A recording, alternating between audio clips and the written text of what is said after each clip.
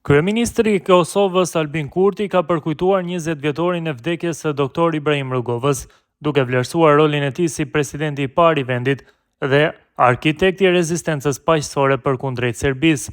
Kurti theksoi kontributin vendimtar të Rugovës në shtetërtim, orientimin perëndimor të Kosovës dhe ndërkombëtarizimin e çështjes së saj, si dhe trashëgimin e tij të qëndrueshme politike dhe kulturore.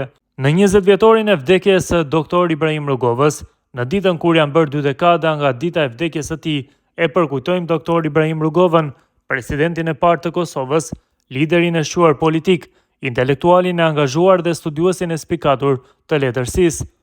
Në historinë e shtetërtimit të Kosovës, periudha e pluralizmit partijak, e demokratizimit dhe ndërkombëtarizimit të çështjes së vendit tonë është e lidhur pashqitshëm me emrin e Ibrahim Rugovës. Ai ishte kryetari i parë dhe më i jetëgjatë i Partisë Lidhja Demokratike e Kosovës, që nga themelimi i saj me 23 dhjetor të vitit 1989 dhe deri kur ai vdiq me 21 janar 2006. Andaj të roli dhe kontributi politik i Dr. Rugovës ishte i prejardhur dhe i artikuluar, bashkë me një plejad njerëzish me profile të ndryshme profesionale, që veçanërisht gjatë viteve 90 të shekullit të kaluar, u angazhuan publikisht dhe politikisht përmes LDK-s dhe i qëndruan pranë kryetarit Rugova.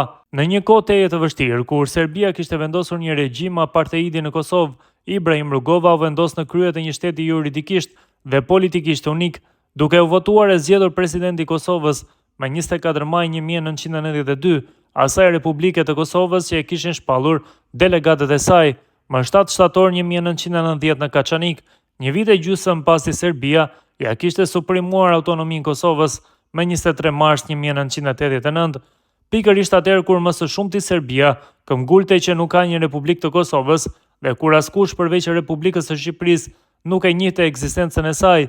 Ibrahim Rugova, si presidenti i Republikës së Kosovës, arriti të imponohej si i tillë, duke u takuar edhe me lider botëror, deri te presidenti i SBA-ve Bill Clinton. Urtësia e tij në mendim dhe veprim, si dhe konsistenca e tij në rrugën e rezistencës paqësore, i hapën rrugë Kosovës në shumë forume dhe tryeza diskutimi. Ibrahim Rugova ka merita të veçanta për orientimin e qartë politik të Kosovës drejt perëndimit dhe për ndërkombëtarizimin e drejtë të çështjes së Kosovës, veçanërisht gjatë viteve të para të dekadës së fundit të shekullit të kaluar.